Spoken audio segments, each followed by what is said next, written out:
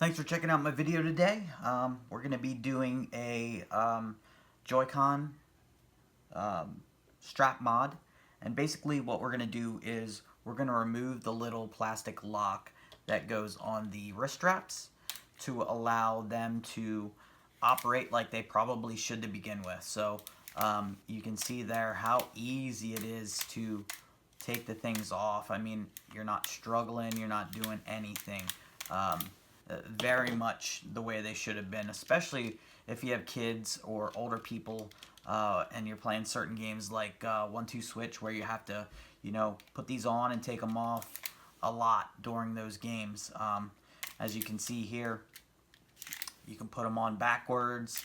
It doesn't matter. They're very easy. Actually, it's easier to take off if it's on backwards. I mean, there's almost no tension there.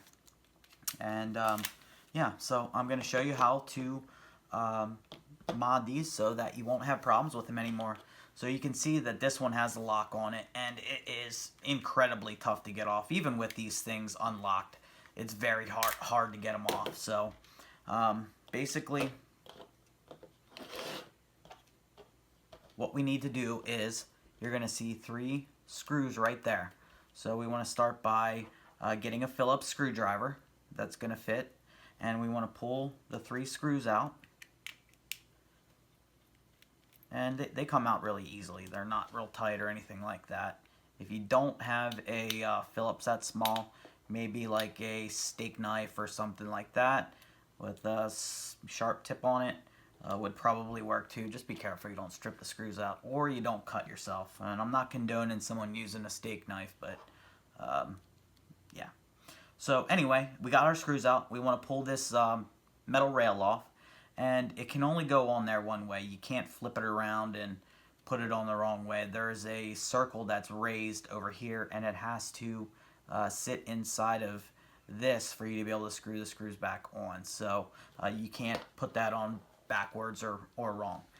So now that we have that off, we're basically just going to lift this up, and we're going to slide it out just like that.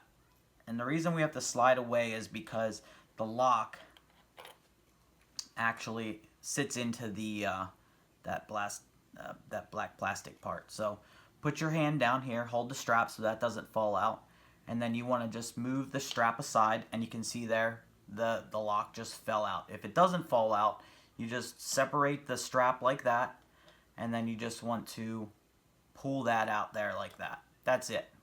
Pretty straightforward. And you're good to go. Now you will have a spring. There's going to be a spring that sits up underneath the little plastic lock mechanism. Okay. So what we need to do is, now with the spring out and everything else, we're ready to put it back together. So we just want to lay this back on top. We don't need to put it in an angle or anything like that because the lock isn't there anymore. So we just want to lay that on there. And we have our spring. So you just want to drop the spring back inside the hole there. And see, it dropped into place. Now I want to put my lock mechanism back in. And it can only go in one way. You're going to see like a... you're going to see that it's not quite a rectangle. There's like a bump out on the one side.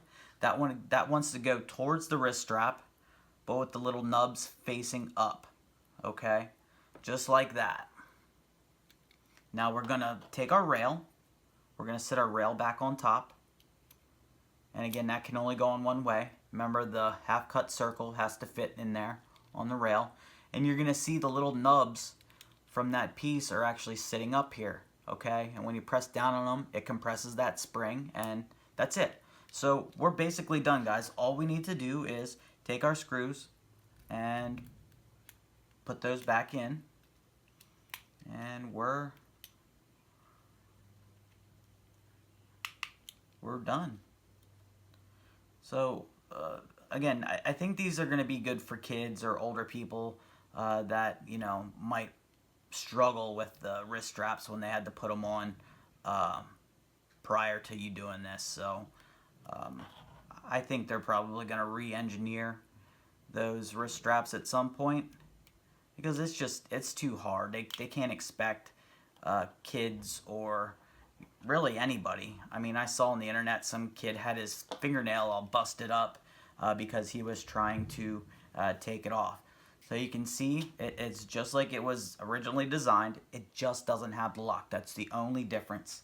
So now we're going to test it, and you can see here that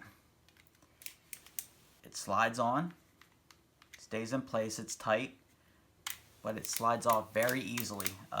It takes no pressure or tension to get that thing back off. Even if you wanted to swing it around, like you can see that it's not going anywhere. And the reason that is because the strap isn't, is trying to pull it in the opposite direction. Now, if you would pull the thing down this way, but there's no way that would pop off. So there you guys go.